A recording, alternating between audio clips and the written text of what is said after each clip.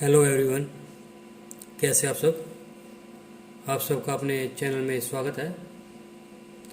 आज मैं आपको एक कथानक जिसका टाइटल है रेगिस्तान सुनाने जा रहा हूँ। ये रेगिस्तान के अंदर हुए हादसों से लिया गया एक कथानक है। जिन लोगों ने रेगिस्तान नहीं देखा होता उनको उसको देखने का बहुत चाव होता है। बच्चे जब पढ़ाई करते हैं और उसमें रेगिस्तान के बारे में पढ़ते हैं तो उनको वह देखकर बहुत अच्छा लगता है। ऐसे ही कभी रेगिस्तान के तूफान के अंदर अगर ध्यान न रखा जाए तो लोग रेत के तूफान में खो जाते हैं और पता ही नहीं लगता कि कहाँ गए।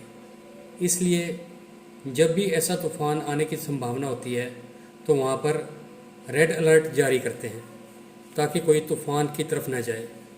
मगर हादसे तो अचानक ही होते हैं। इसी तरह का हादसा स्कूल में पढ़ने वाले दो बच्चे जो हॉस्टल में रहते थे और उनके मित्रों के साथ हुआ।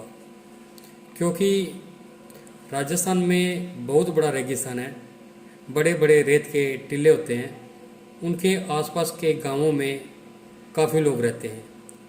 ऐसे ही एक परिवार में दो बच्चे हॉस्टल में रहते थे और पढ़ाई कर रहे थे। क्योंकि उन गांवों में ऐसी सुविधा नहीं होती कि बच्चे अच्छी तरह से पढ़ सकें, यह बच्चे अपने मित्रों को रेगिस्तान के रेत के टिल्ले, जो कि राजस्थान की बहुत सी कहानियों में सुनाया करते थे कि हम कैसे मिट्टी में खेलते थे और कैसे दौड़ते थे,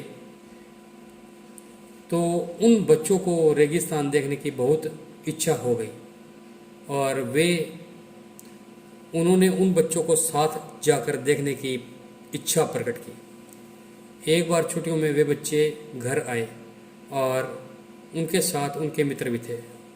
उनके मित्रों को मिट्टी के बड़े बड़े सुनहरी कलर के टिल्ले देखने का बहुत शौक था और वे उन्हें अच्छे भी लग रहे थे। वे रास्ते भर यही बातें करते रहे, आहा कितना सुंदर लग रहा है। पीली पीली सुनहरी धूप की किरणें पड़ने से उनका कलर और भी बहुत सुंदर लग रहा था, उनको आकर्षित भी कर रहा था। तो उन्होंने अपने दोस्त को बोला, इस बार तो हमको रन के पास से ही देखना है, इन टिल्लों के ऊपर खेलना है, घर बनाना है। 13-14 साल के बच्चे ही तो थे सब आपस में प्लान बनाने लगे। घर गए, उन बच्चों के माँ बाप ने उनको बहुत प्यार से उनका स्वागत किया और बड़े अच्छे अच्छे पकवान बनाकर खिलाए। बच्चे बहुत खुश थे, 2-4 दिन के लिए आए थे। सोचा टाइम वेस्ट नहीं करते, थोड़ा घूम लेते हैं फिर वापस जाना है। जिस दिन उन्होंने घूमने का प्लान बनाया उसी दिन धूल का तूफान आने की संभावना भी बताई गई थी। मगर उन लोगों को तो अपने घूमने से मतलब था, तो उन्होंने तूफान की संभावना को अनदेखा करा और चल दिए। साथ में पानी खाना कुछ लेकर नहीं गए और घर में ये बता कर गए कि हम आ रहे हैं थोड़ी देर में। और वे रन के मिट्टी के टिल्लों के ऊपर चढ़ गए, बहुत मस्ती करने लगे। एकदम से बटोलिया तूफान आया और मिट्टी की डमरिया भवन माकफ गोल गोल घूमने लगी बहुत ज़ोर से। अब बच्चे घबराए, टिल्ले पर खेल रहे थे, कोई इधर दौड़ा कोई उधर दौड़ा, सब एक दूसरे से बिछड़ गए और मिट्टी के टिल्लों की मिट्टी उखड़नी शुरू हो गई। पता नहीं एक जगह से दूसरी जगह कहाँ चली गई और उन चारों बच्चों का कुछ पता नहीं लगा। वे सब उस धूल के तूफान में गुम हो गए। घर वाले रोते रह गए और पीटते रह गए और वे बच्चे रेत के ढेर में कहीं गुम हो गए। बहुत ढूंढने पर भी कुछ पता नहीं चला।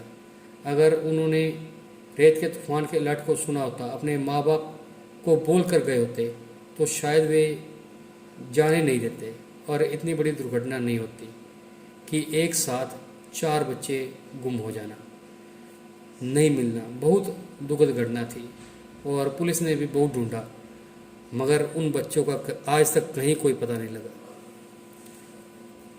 तो ये कथानक वास्तव की एक कहानी नहीं कह सकते हम इसे, वास्तव की एक बात है जो कि आपको बताई।